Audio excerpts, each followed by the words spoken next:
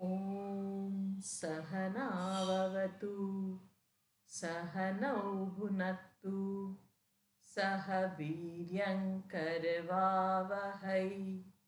तेजस्विनावधीतमस्तु मा विद्विषावहै।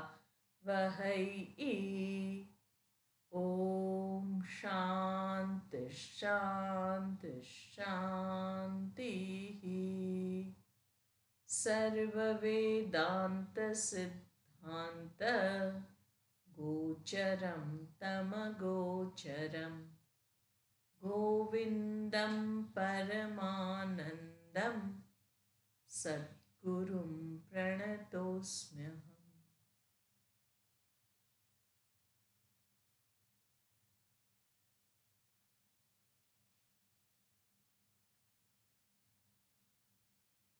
175મો શ્લોક. ચંદ્રિકાબેન, હા હા,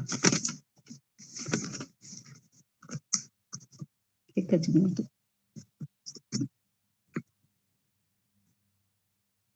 દેહાદિ સર્વ વિષયે, આ રાગ પછોલો છે ને. દેહાદિ સર્વ વિષયે પરિકલ્પ્ય રાગમ બધ્નાતિ તેન પુરુષમ પશુવત ગુણેન વૈરસ્યમત્ર વિષવત્સુ વિધાય પશ્ચાત એનમ વિમોચયતિ તન્મન એવ બંધાત.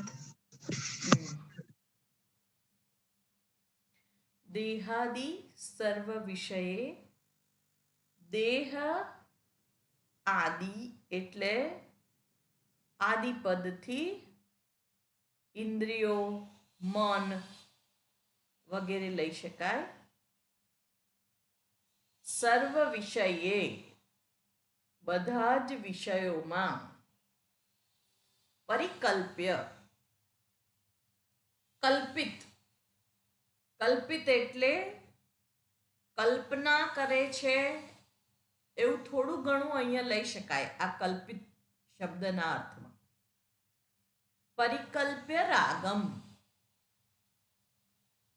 આ બધા વિષયોની અંદર એ રાગની કલ્પના કરે છે, એટલે કે રાગ કરે છે.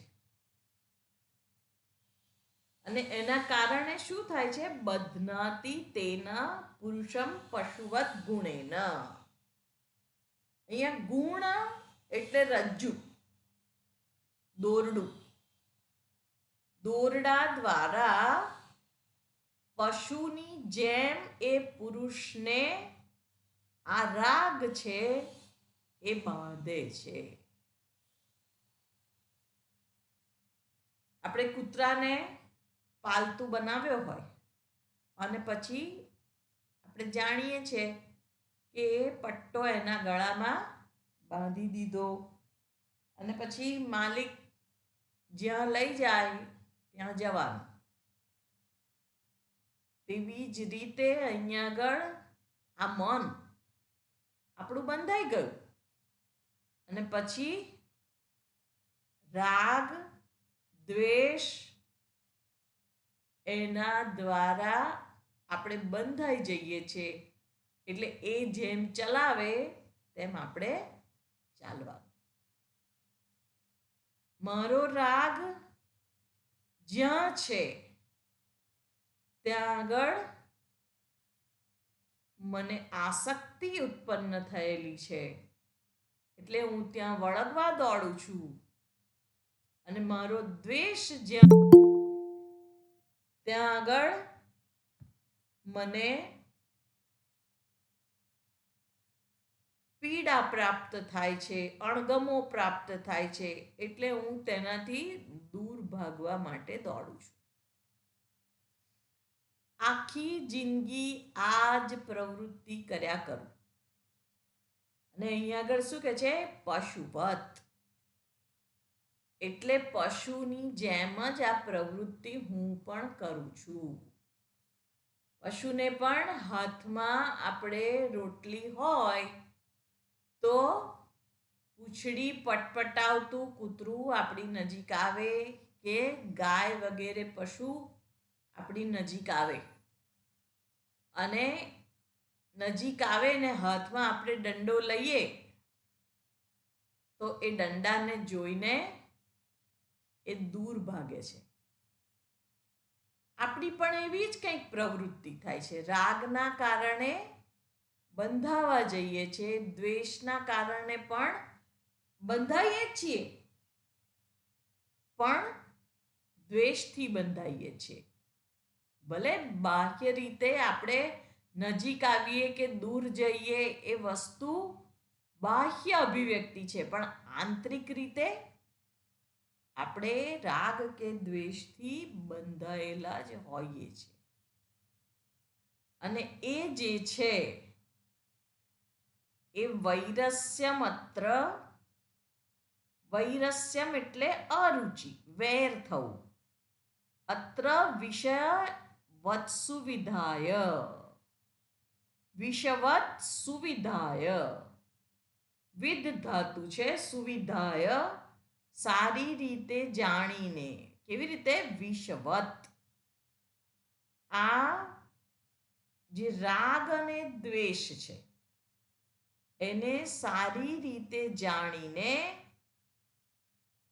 વિમોચયતિ એનમ તદ મનઃ એવ બંધાત.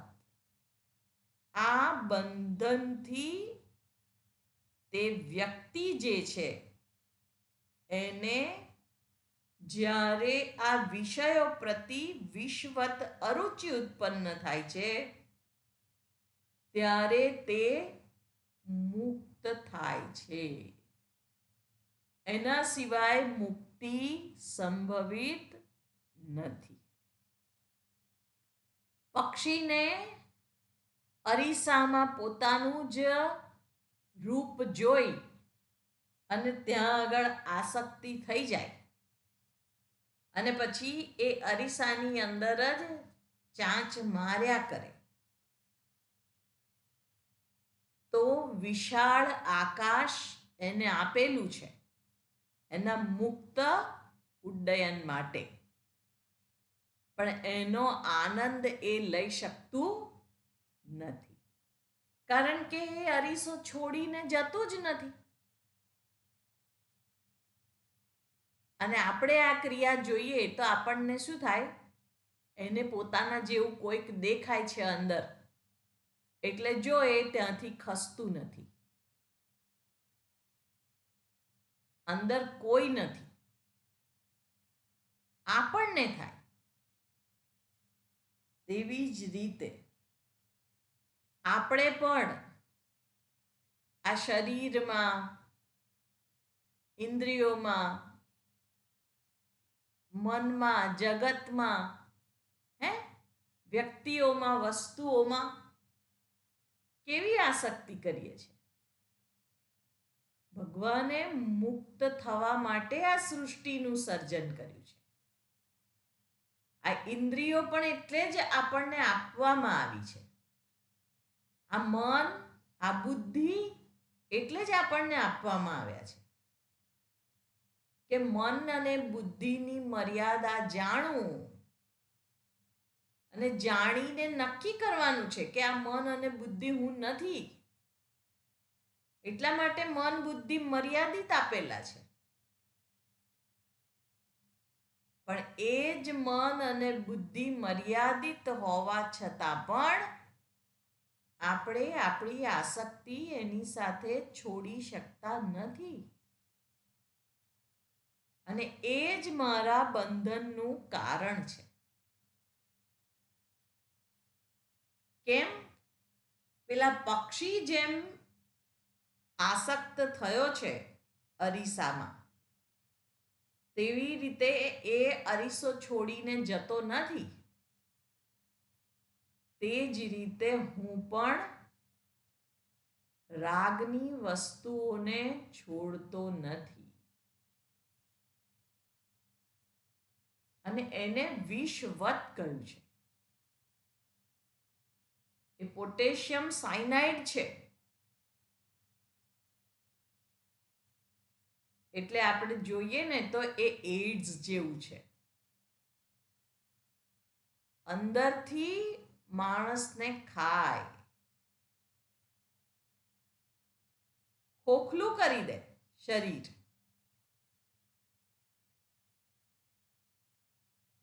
આ બંધન પણ એવા જ છે, કારણ કે બહાર બંધન નથી.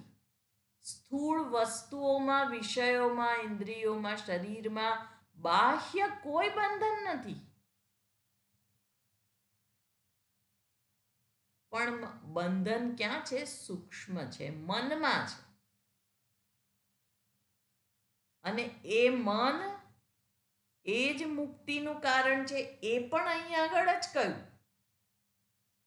એનમ વિમોચયતિ તન મનઃ એવ બંધાત. શેના વડે? તો આ વિષવત્સુ વિધાય અત્ર.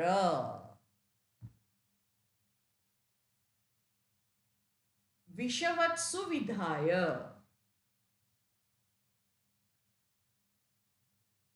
આને વિષની જેમ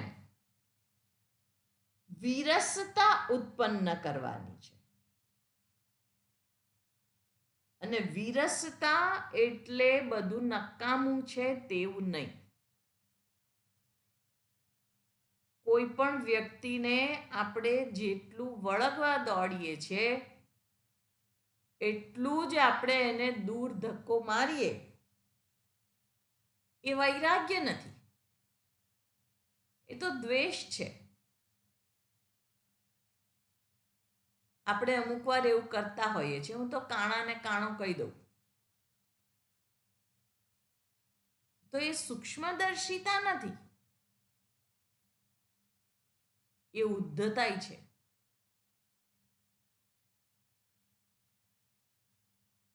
હું તો સ્વતંત્ર છું, કોઈના બાપનું ના સાંભળું.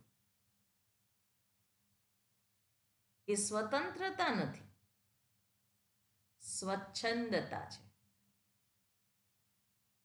તેવી જ રીતે અહીં આગળ વિરસતા એટલે વૈરાગ્ય, અને વૈરાગ્ય એટલે હળે હળે નહીં, દ્વેષ નથી, પણ વસ્તુ, વ્યક્તિ કે પરિસ્થિતિને એના મૂળ સ્વભાવમાં જોવાની મારી જે સમજદારી છે એ વૈરાગ્ય છે. અને એ વૈરાગ્ય જ્યારે ઉત્પન્ન થાય ત્યારે જીવ મુક્ત થાય છે. અને એ વૈરાગ્ય ક્યાં ઉત્પન્ન થાય છે? મનમાં. મન જ પોતાના સાચા સ્વરૂપમાં સ્થિત થાય છે. એટલે સાંસારિક વિષયોમાં એકવાર બંધાઈ ગયા પછી વ્યક્તિની મુક્તિ ત્યારે જ સંભવ છે જ્યારે એ વિષય, વ્યક્તિ કે પરિસ્થિતિ પ્રત્યે પોતાનું જે નિરર્થક આકર્ષણ છે એનાથી એ છુટકારો મેળવે. આંતરિક આનંદ માટે એ આ વ્યક્તિ, વસ્તુ કે પરિસ્થિતિ એની ઉપર નિર્ભર ન રહે. એમાં જ એની સ્વતંત્રતા નિહિત છે. પરંતુ આ નિર્ભરતા ત્યારે જ દૂર થઈ શકે જ્યારે વિષયો પ્રતિ પૂર્ણ વૈરાગ્ય હોય. વૈરાગ્યમેવ અભયમ. ભર્તૃહરિજી વૈરાગ્ય શતકમાં કહે છે, બધું જ આ પૃથ્વી ઉપર ભય જન્માવનારું છે. બહુ સુંદર શ્લોક છે. અને ભય એટલે આપણે બંધનની રીતે લઈ શકીએ. બંધન છે. ભોગે રોગ ભયમ કુલે ચિતિ ભયમ વિત્તેન રૂપાલાદ ભયમ. ભોગ કરીએ ભય લાગે. ડાયાબિટીસ છે, હવે ગળ્યું ખવાય અને ખાઈએ તો મનમાં ટેન્શન થાય. બીપી છે, અથાણું ના ખવાય, પણ આજે થોડુંક ખાઈ લેવા દે ને, બધાની સાથે જમું છું ને મજા આવે છે. પણ મનમાં ભય છે. મન ભય મુક્ત નથી થતું. કુલે ચ્યુતિ ભયમ, કુળનું જેને અભિમાન છે એને પોતે ચ્યુત થઈ જશે એનો ભય લાગે છે. વિત્તેન રૂપાલાત ભયમ, વિત્ત ભેગું કર્યું હોય, ઇન્કમ ટેક્સની રેડ પડે, ભય છે. સર્વે ભયાન ભુવિ નૃણામ વૈરાગ્યમેવ અભયમ. બધે જ ભયનું સામ્રાજ્ય છે, માત્ર વૈરાગ્ય એ જ અભય આપનાર છે. અને એ અભય એ જ મારા બંધનોથી મુક્તિ છે. તત્કાળ વ્યક્તિ મુક્ત થઈ જાય છે. વૈરાગ્ય જન્મ્યો એ જ સમયે, અને વૈરાગ્ય જન્મે છે ત્યારે એને સ્પષ્ટ જણાય છે કે મારા સુખ, શાંતિ કે સલામતી, એના માટે આ બાહ્ય વ્યક્તિ, વસ્તુ કે પરિસ્થિતિ એની ઉપર હું આધારિત નથી. આ જ્ઞાન એ જ વૈરાગ્ય છે. અને એ વૈરાગ્ય અહીંયા આગળ કહે છે કે જેવું એના મનમાં એ ઓબ્જેક્ટિવિટી, એ સત્યતા એનો ઉદય થાય છે, તરત જ બધાની વચ્ચે એ હોવા છતાં પણ બધા જ બંધનોથી મુક્ત થઈ જાય છે. કોઈ બંધન પછી એને રહેતું નથી. કોઈ વ્યક્તિ નથી બાંધી શકતો એને, ના વસ્તુથી બંધાય, ના પરિસ્થિતિથી બંધાય. જાણે છે એનો સ્વભાવ અને પોતાનો પણ સ્વભાવ. આ બધું જ પરિવર્તનશીલ છે, બદલાતા સ્વભાવવાળું છે, અને હું અપરિવર્તનશીલ છું. બધાનો પ્રકાશક, બધી વખતે હાજર રહેનારો એ હું છું. પોતાને આ રૂપે જાણી અને મુક્તિને પ્રાપ્ત કરે છે, પરમ શાંતિને પ્રાપ્ત કરે છે. વૈરસ્ય અહીંયા આગળ જે શબ્દ છે બહુ જ સુંદર. એનો બીજી રીતે આપણે જોઈએ એની વ્યુત્પત્તિ તો રસ વિહીન, સ્વાદ, રસહીનતા, એને વૈરસ્ય કહેવાય.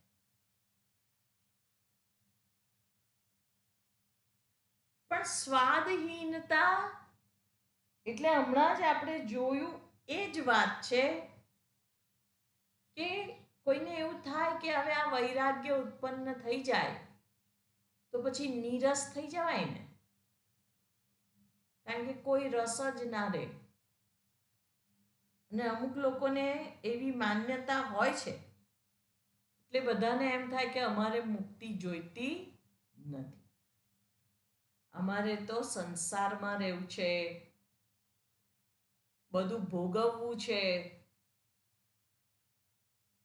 કેટલો આનંદ આવે છે, અને વૈરાગ્ય ઉત્પન્ન થાય પછી આ આનંદ ક્યાં? એટલે અમારે વૈરાગ્ય જોઈતો નથી,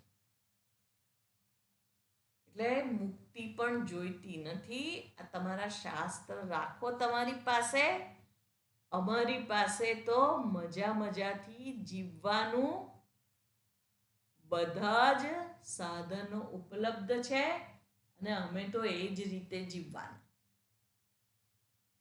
પણ એણે આ બોલતી વખતે પણ જીવનને એના પૂર્ણ સ્વરૂપમાં જોયું નથી. કોઈના જીવનમાં એકલી મજા હોતી જ નથી. જ્યાં સુધી વૈરાગ્ય નથી ત્યાં સુધી સાચા અર્થમાં આનંદ કોને કહેવાય એ પણ એને ખબર નથી. એટલે અહીં આગળ જે વાત કરે છે કે વૈરાગ્ય, વૈરસ્ય, સ્વાદહીનતા, રસહીનતા, અને એ નથી જોઈતી, એટલે શાસ્ત્ર અધ્યયન નથી જોઈતું, અને મુક્તિ પણ નથી જોઈતી. પણ આપણે એને બંધન જ્યારે દર્શાવીએ ત્યારે એને ખબર પડે છે કે શાસ્ત્રની વાત ખૂબ જ સાચી છે. આ જગતમાંથી હું જ્યારે સુખ લેવા જાઉં છું ત્યારે સુખ એકલું જ આવે છે કે એની જોડે દુઃખ પણ આવે છે? દુઃખ પણ આવે છે. દુઃખ પણ આવે છે. બંધન છે જ. પીડા, ભય, બિનસલામતી, આ બધું ના જોઈએ તો પણ એની સાથે આવે છે. જેને હું સુખનો સ્રોત માનીને વળગવા દોડું, અને એ વ્યક્તિ થોડા સમય પછી મોઢું ફેરવીને બેસે તો આપણે દુઃખી થઈ જઈએ છીએ, અને પછી કહીએ કે મેં બહુ ભૂલ કરી એને ઓળખવામાં, આવા નતા ધાર્યા.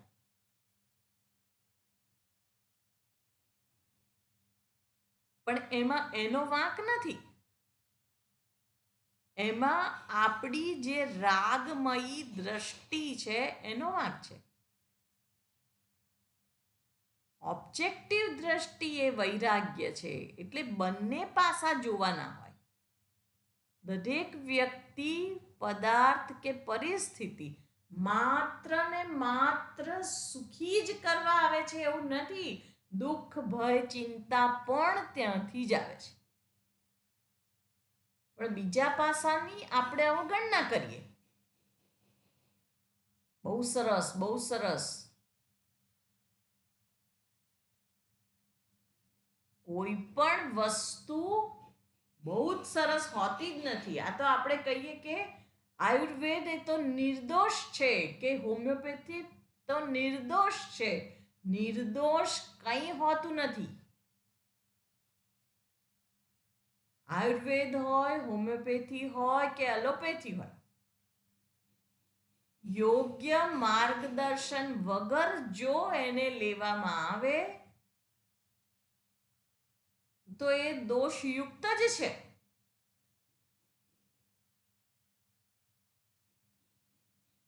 તેવી જ રીતે આ તો સાવ નિર્દોષ, સાવ નિર્દોષ જેવું કંઈ નથી.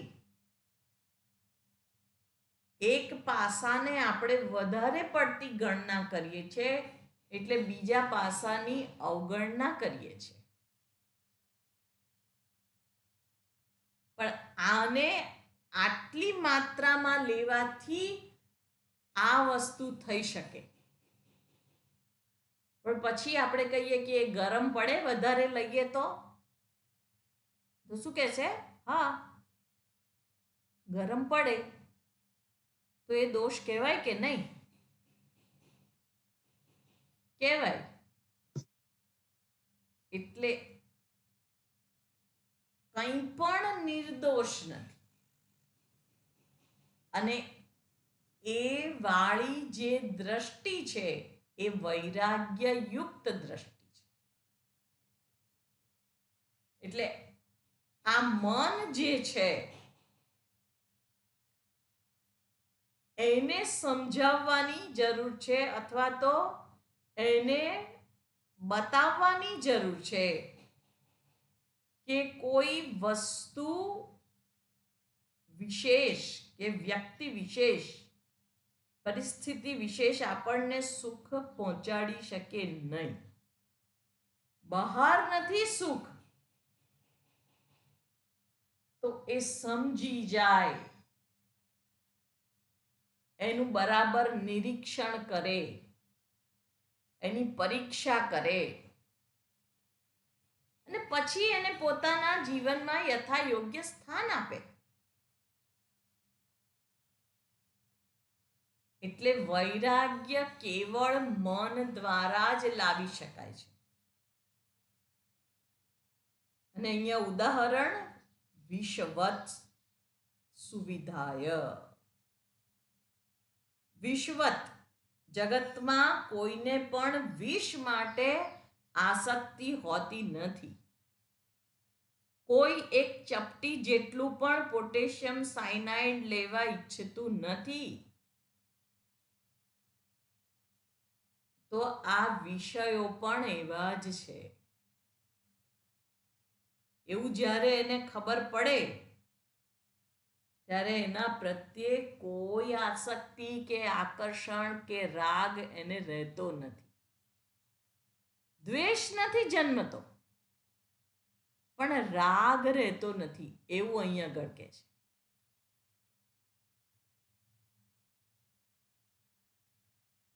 એ સ્વાદ એટલે કે રસહીનતા જે છે, આસક્તિ રહિતતા, એમાંથી જ કામનાહીનતા જન્મે છે. ને કામનાહીનતા અર્થાત વૈરાગ્ય. કામ નથી, પ્રેમ છે. અને પ્રેમ છે તો આ જ મન આપણને આ જગતની જે વૈવિધ્યપૂર્ણ યાતનાઓ છે એમાંથી મુક્તિ અપાવે છે. એટલે આ રીતે મન જ બંધનનું કારણ છે, મન જ મોક્ષનું કારણ છે. અને આ લીલાને જ માયા કહે છે. એટલે જે જાણે છે કે મિથ્યા જગત છે, પછી જગત અંતર્ગત આ શરીર પણ આવે, કાયમ ટકવાનું નથી. તો પછી જાણીએ જ છીએ તો એ જાય ત્યારે એનું દુઃખ આપણને થાય નહીં. અને જે જાણીને વર્તન કરે છે, એટલે કે જ્ઞાની છે, એના માટે આ લીલા છે. એટલે આપણે કહીએ છીએ કે ભગવાનની લીલા અને એ આપણે કરીએ તો ભવાડા. એવું કેમ? આ જ કારણ છે. ભગવાન વૈરાગ્યવાન છે. ભગવાન શબ્દના માટેનો શ્લોક આપણે જ્યારે જોયો તો ભગવાન, ભગ અસ્ય અસ્તિ ઇતિ ભગવાન. વતુ પ્રત્યય લાગ્યો છે, વાન થી યુક્ત હોવું. ભગથી યુક્ત હોવું એને ભગવાન કહેવાય. રૂપથી યુક્ત છે રૂપવાન, ધનથી યુક્ત છે ધનવાન, ગુણથી યુક્ત છે ગુણવાન.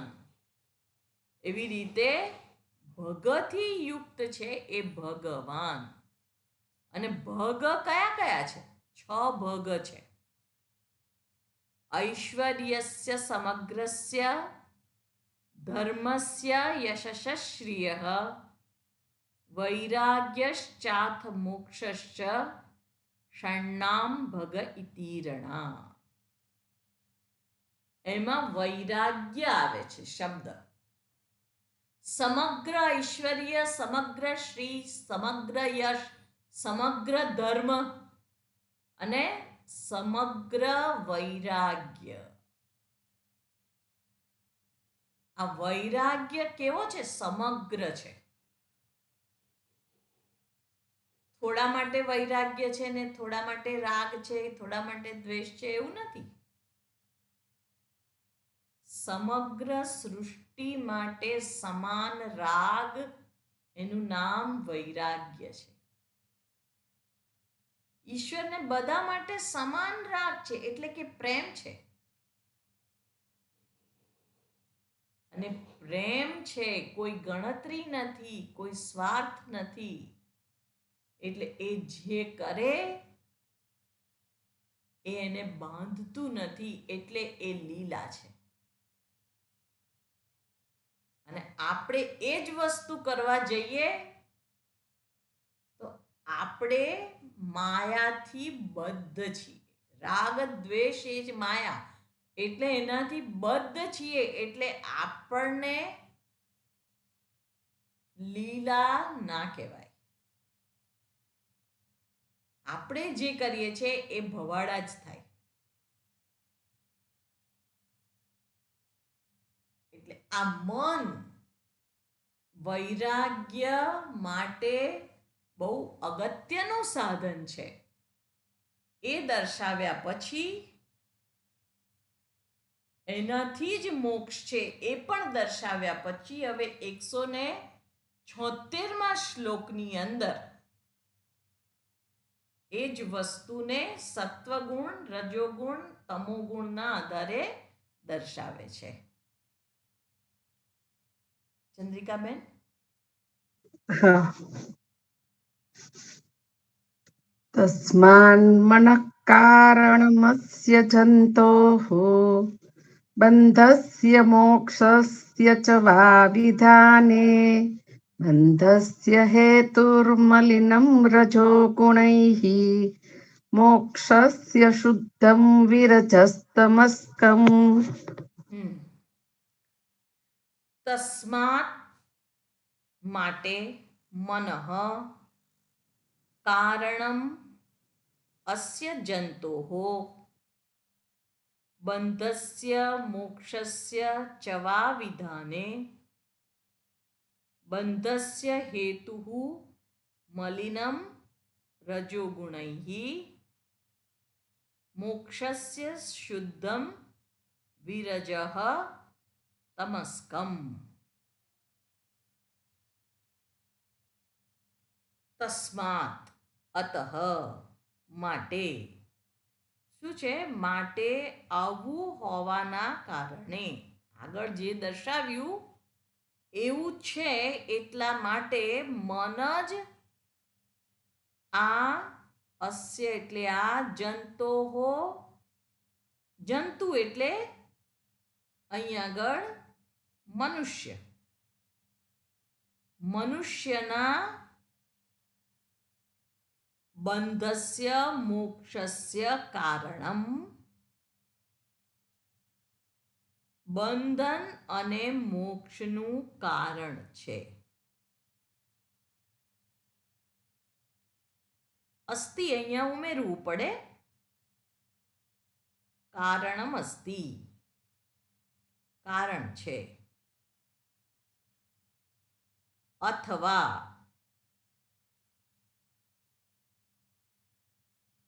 એટલે જ્યારે, વા એટલે જ્યારે, બંધસ્ય હેતુઃ બંધનનું કારણ મલિનમ રજોગુણૈ, જે મલિન રજોગુણ છે એના પ્રભાવથી બંધન ઉત્પન્ન થાય છે. અને શુદ્ધમ વિરજતમસ્કમ મોક્ષસ્ય હેતુ. મોક્ષનું કારણ પણ શું છે? એનાથી મુક્તિ, એ જ મોક્ષનું કારણ છે.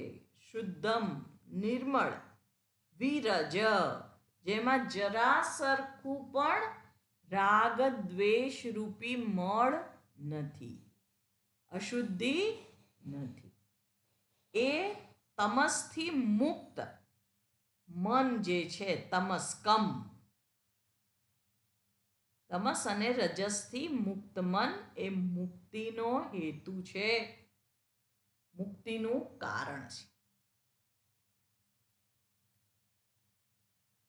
આપણે જોયું તું મન એવ મનુષ્યાણામ કારણમ બંધ મોક્ષયોહો. એ જ વાત અહીંયા આગળ કરે છે કે મન જ મનુષ્યના બંધન અને મોક્ષનું કારણ છે. એટલે જે પ્રકૃતિના 3 ગુણો છે, સત્વ, રજસ અને તમસ, એમાં રજો ગુણ છે, રજો રાગાત્મકમ વિદ્ધિ, ભગવદ્ ગીતાની અંદર કહે છે. અને તમસો અજ્ઞાનમ ઉચ્યતે. તમસ છે એ અજ્ઞાન છે, એટલે પ્રમાદ, આળસ, નિદ્રા, આ બધું તમસનું પરિણામ છે. અને રજસ એટલે રાગ. બંને આપણને બાંધનાર છે. કેવી રીતે બાંધે છે? તો જે આત્મ સ્વરૂપ છે મારું, એને અજ્ઞાનના કારણે આ મન દ્વારા એ ઢંકાઈ જાય છે. અને પછી હું અપૂર્ણ છું, પૂર્ણ થવા માટે શું કરું? કોઈ મ્યુઝિક કોન્સર્ટ ચાલતી હોય અને એક તાનપુરાનો અવાજ બેકગ્રાઉન્ડની અંદર કન્ટિન્યુઅસલી વાગ્યા કરતો હોય, આ એવું જ કંઈક છે. I want, I want, I want, આ બેકગ્રાઉન્ડની અંદર આ મ્યુઝિક ચાલ્યા કરે.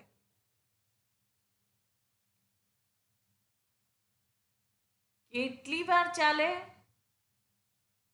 જ્યાં સુધી અજ્ઞાન છે એટલી વાર એ ચાલે.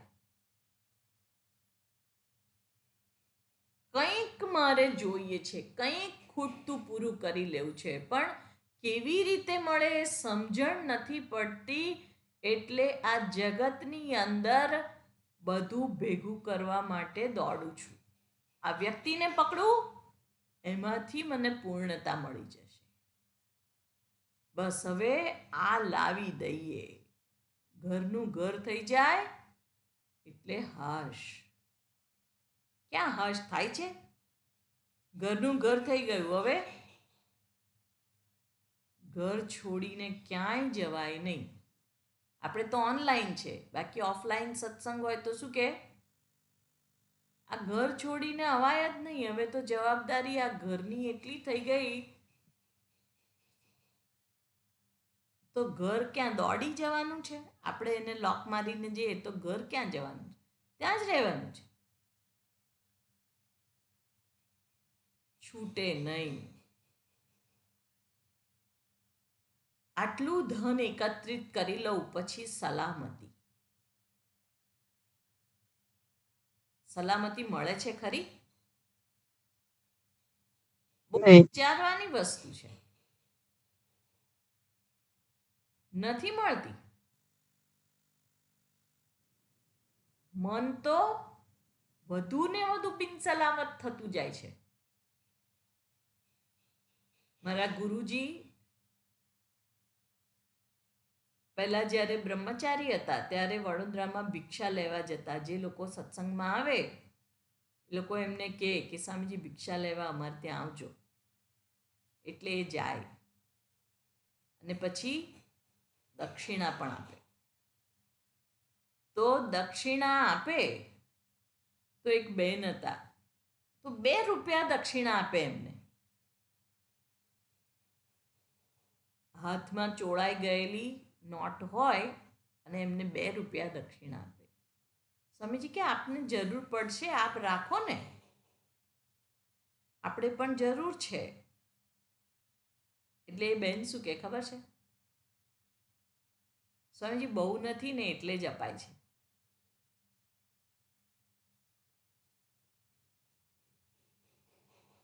જેમ જેમ ભેગું કરતા જઈએ તેમ તેમ જાણે કે બિનસલામતી વધતી જાય છે. એટલે આ જે મલિનતા અહીંયા આગળ ગઈ, રજોગુણ, આ રાગ અને દ્વેષ, તમોગુણ જે અજ્ઞાન છે, આળસ છે, પ્રમાદ, વૈચારિક પ્રમાદ છે. આપણે બોલીએ પણ છીએ કે બીજી સેકન્ડે કોનું શું થવાનું છે કોને ખબર છે, અને તોય ભેગું કરવામાં ક્યાં બાકી રાખીએ છીએ. એટલે બિનસલામત થઈને બધું ઉડાવી દેવું એવું કહેવાનો મારો મતલબ નથી, પણ આ જાણવું, આ અભિગમ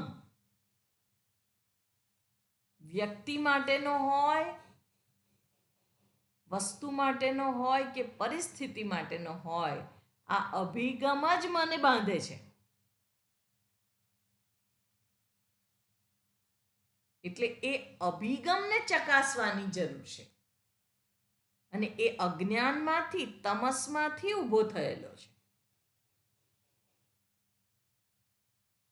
એટલે તમસગ્રસ્ત આપણે જન્મીએ ત્યારથી અત્યાર સુધીની એ પરિસ્થિતિનું વર્ણન ખૂબ સુંદર એક મારા ગુરુજીએ કરતા કે બાળક જન્મે ને એટલે ઊંઘ્યા જ કરે, તમસગ્રસ્ત છે. પછી એને ઘોડિયામાં સુવાડીએ એટલે ઉપર પેલી ચકરડી લટકાવે, પોપટ લટકાવે, બધું લટકાયું હોય. કેમ? એને પકડવા માટે હાથ પગ ઊંચા નીચા કરે, એટલે તમસમાંથી રજસમાં એને લઈ જવાનો હોય છે. કારણ કે પડ્યો જ રે એમાં એની ઉન્નતિ નથી, એ તો પ્રમાદ છે. અને રજસમાંથી સત્વ તરફ એને જવાનું છે. રજસ પણ પૂર્ણ વિરામ નથી, એ પણ બંધન છે. કારણ કે દોડીને કેટલું દોડવાનું એની લિમિટ નથી. શાના માટે દોડવાનું એ એણે વિચાર્યું નથી. પેલો દોડે છે એટલે હું પાછળ પડી જઈશ, એટલે હું બમણા જોરથી દોડું એનાથી આગળ નીકળી જવા માટે. પણ અરે ભાઈ, તું પેલો આગળ દોડે છે એને ઊભો રાખીને પૂછ ને કે તું કેમ દોડે છે. એ કે ના ટાઈમ નથી હમણાં. દોડીને ક્યાં પહોંચવાનું? પ્રસૂતિ ગૃહથી સ્મશાન ગૃહ સુધી. વાસ્તવિકતા છે.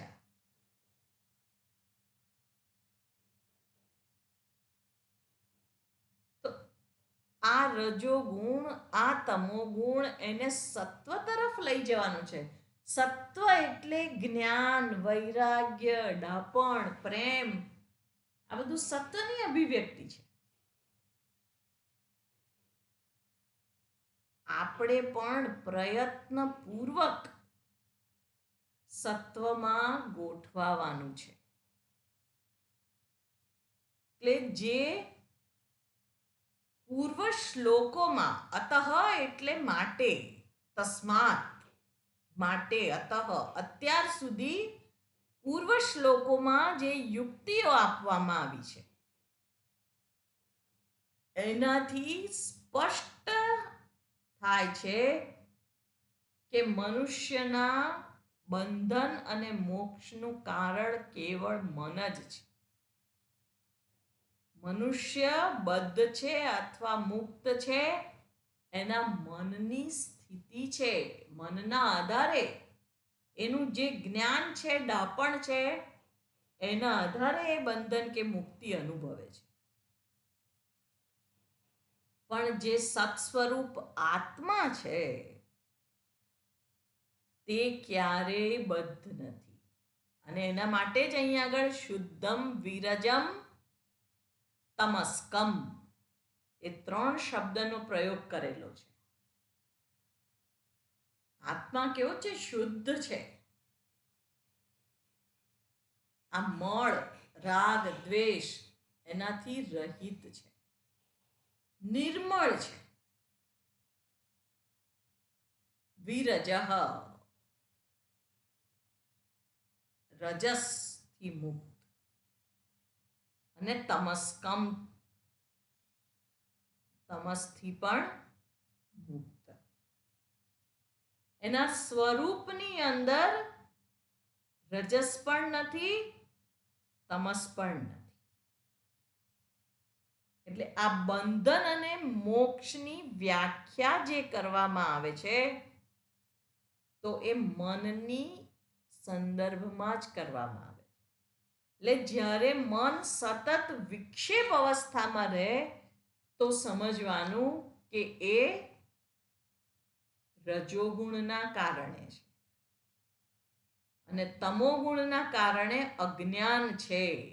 અને પણ એ કેમ છે? સત્યના અગ્રહણના કારણે. સત્ય શું છે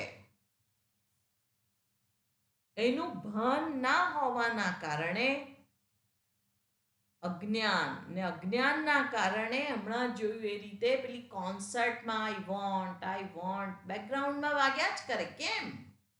હું અપૂર્ણ છું, કંઈક કરીને પૂર્ણ થઈ જવું. શાસ્ત્ર કે છે તું પૂર્ણ જ છે. રાગ દ્વેષ તારા નથી પણ અનુભવાય છે ને, એના આધારે વર્તન થાય છે ને. બધું જ જે અનુભવાય, વર્તન થાય એ સત્ય જ હોય એવું જરૂરી નથી. સૂર્ય પૂર્વમાં ઉગે છે, અનુભવ સિદ્ધ છે વર્ષોથી. આપણે જન્મ્યા ને આપણા બાપદાદાઓ જન્મ્યા ત્યારથી આ સૃષ્ટિ ચક્ર ચાલે છે, ત્યારથી રાત દિવસ થાય છે. એ અનુભવાય છે, એના આધારે વ્યવહાર થાય છે. પણ એ સત્ય છે? ના, એ સત્ય નથી. સૂર્ય ઉગતો પણ નથી, સૂર્ય આથમતો પણ નથી. પૃથ્વી સૂર્યની આસપાસ ફરે છે. તેવી જ રીતે જ્યારે પણ કંઈક અનુભવાય ત્યારે જાણવું કે એ અનુભવની વખતે જે હાજર છું તે હું છું. કારણ કે મનમાં રજસ અને તમસનું આધિક્ય હોય એટલે વિક્ષેપ થાય, પણ એ હું નથી. હું એનો દ્રષ્ટા છું. અને એવું જાણવાથી મન શાંત થઈ જાય છે. અને એ શાંત મન છે એટલે એ સત્વ પ્રધાન મન છે. અને જ્યારે મન સત્વથી પરિપૂર્ણ હોય છે, શાંત હોય છે, ત્યારે એ મનમાં જ મારું સ્વરૂપ સમજવાની શક્તિ પ્રગટ થાય છે. એ પરોક્ષ રીતે જોઈ શકે છે ને એનું જ અપરોક્ષ પછી જ્ઞાન થાય છે કે શાસ્ત્ર કહે છે એ વાત સત્ય છે. હું કોણ છું? આ વિક્ષિપ્ત મન એ હું નથી. હું નિર્મળ છું. અને એટલા માટે જ આપણને કોઈ કહે કે તમે બહુ સુંદર છો, બહુ સારા છો, તો આપણને ગમે છે. અને કોઈ એવું કે તમે તો બહુ રાગદ્વેષ યુક્ત છો, બહુ લુચ્ચા છો, બહુ ક્રોધ કરો છો, નથી ગમતું આપણને. એ શું દર્શાવે છે? મને કોઈ શાંત પ્રેમાળ કહે તો આપણને આનંદ આવે છે. કેમ? કારણ કે એ સત્ય છે. એટલે મન જ્યારે આ વિક્ષેપોથી શાંત થાય છે અને એ વિક્ષેપોથી શાંત મનની પ્રાપ્તિ માટે જ જીવનમાં સત્ય, ધર્મ, દયા, કરુણા, ત્યાગ આ બધું હોવું ખૂબ જ જરૂરી છે. સાપેક્ષ રીતે જ્યારે જીવન ધર્મમય હોય ત્યારે જ આ મન શાંત થાય છે. સાપેક્ષ રીતે ત્યાગ હોય ત્યારે મનમાં સંતોષ જન્મે છે. અને એ પ્રેમાળ, દયાળુ, શાંત મન જ પ્રસન્ન મન હોઈ શકે. એટલે એ શાંત મનમાં જ મારું આત્મ તત્વનું પ્રતિબિંબ પડે છે, અથવા તો એ આત્મ તત્વ હું છું એ સમજદારી મારી પોતાની થઈ શકે છે. શાંત પાણીની અંદર કાંકરો નાખીએ ને વમળ ઉઠે તો એમાં મારું પ્રતિબિંબ મને સ્પષ્ટ નથી જણાતું. ગરમ ઉકળતું પાણી હોય, વરાળ નીકળતી હોય, ત્યાં પણ આપણે પ્રતિબિંબ જોઈએ, સ્પષ્ટ નથી જણાતું.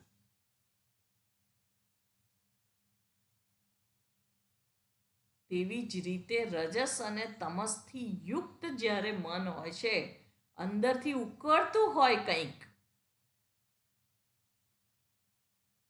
ત્યારે ક્યાં હું આનંદ સ્વરૂપ છું? અને એ વખતે કોઈ કહે તો આપણે માનવા માટે પણ તૈયાર નથી હોતા.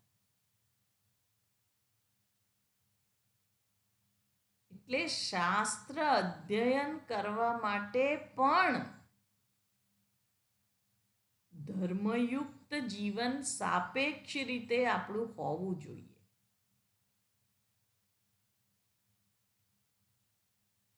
પ્રેમ હોય, ત્યાગ હોય,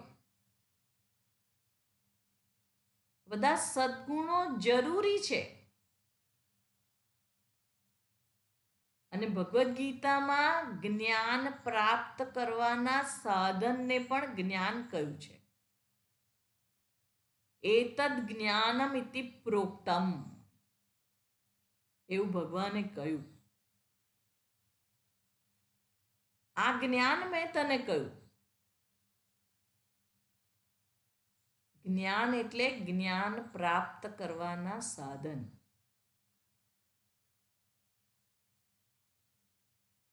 બહુ જરૂરી છે. સેવા હોય, ઈશ્વર સ્મરણ હોય, એનાથી મારો અહંકાર ઓછો થવો જોઈએ. અને એ થયો કે નહીં એ મારે જોવાનું છે.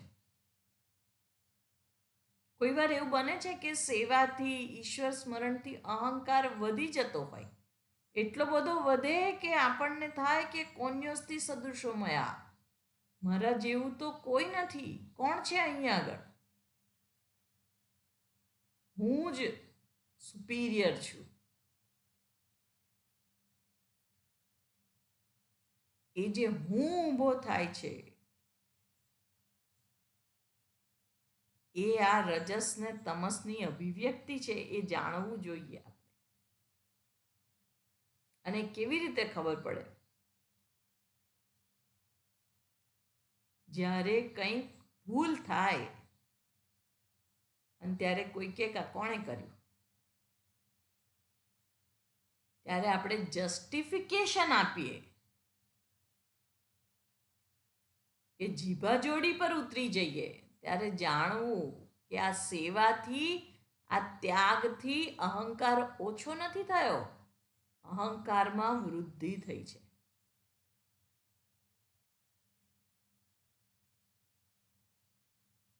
આપણે આપણી ભૂલ સ્વીકારવા માટે તૈયાર હોઈએ.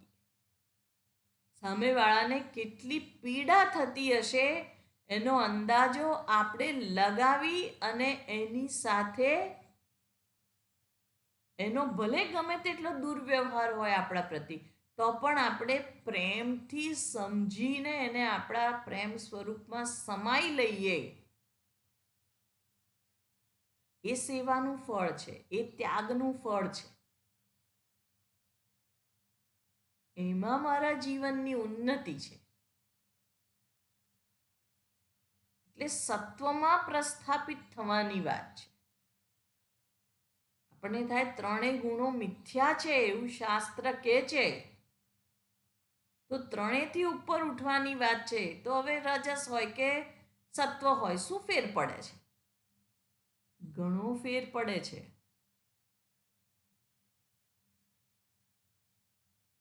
ધર્મ હોય કે અધર્મ હોય, પણ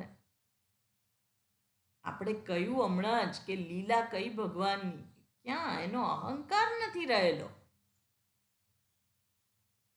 અસુરને મારે છે તો પણ એનો અહંકાર નથી કે જો એને મારી નાખ્યો કેવું કર્યું, એનો અહમ નથી રહેલો. એ દ્વારા પણ એની કરુણા પ્રગટ થાય છે, એનો પ્રેમ પ્રગટ થાય છે, એનો ઉદ્ધાર કરે છે એવું કહીએ છીએ આપણે.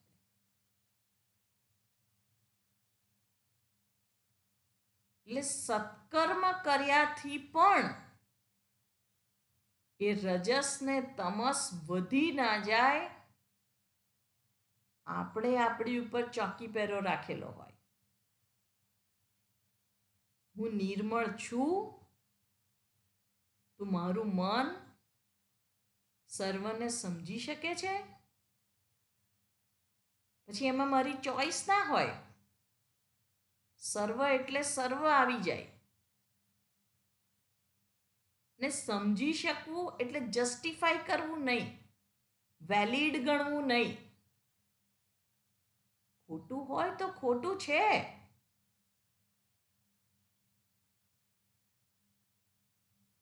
પણ એ મારા માટે દ્વેષને પાત્ર ના બને. એને એની મર્યાદામાંથી હું દર્શાવું અને એમાંથી ઉપર ઉઠવા માટે હું સહાય કરું.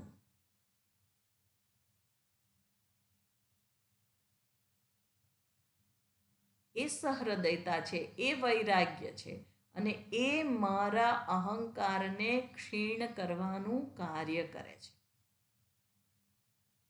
એટલે જ્યારે મન શાંત થાય ત્યારે તે સત્વપ્રધાન છે, અને ત્યારે એ વ્યક્તિને પોતાને અનુભવ થાય છે કે એ સ્વતંત્ર છે, મુક્ત છે. અને એ વ્યક્તિ અંતર્મુખી બને છે. બહિર્મુખી જ્યારે બને ત્યારે ભાવના શું હોય? આ જગતને બદલી કાઢું, જગતને સુધારી દઉં, જગત તરફ પ્રવૃત્ત થાય છે. પણ અંતર તરફ જ્યારે પ્રવૃત્ત થાય, મારી ઉન્નતિ શેમાં છે? જગતને બદલવામાં એટલા ના ખોવાઈ જઈએ કે આપણે આપણને જોવાનું ભૂલી જઈએ. હું તો આ કરું જ છું ને. મારા જેવાને થાય કે હું તો પ્રવચન કરું છું, મારા અંતરમાં તો કોઈ દોષ હોય જ ના શકે. બધા પગે લાગે છે મને, હું તો હવે મહાન થઈ ગયો છું. આ જે હું છે એને પોતાના સાચા સ્વરૂપનું ભાન કરાવવાનું છે.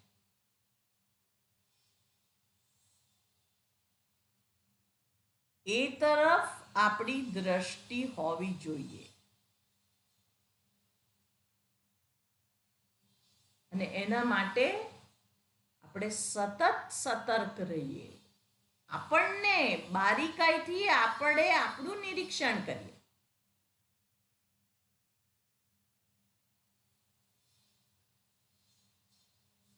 ભગવાન આપણને સૌને એ દ્રષ્ટિ આપે એ માટે પ્રાર્થના.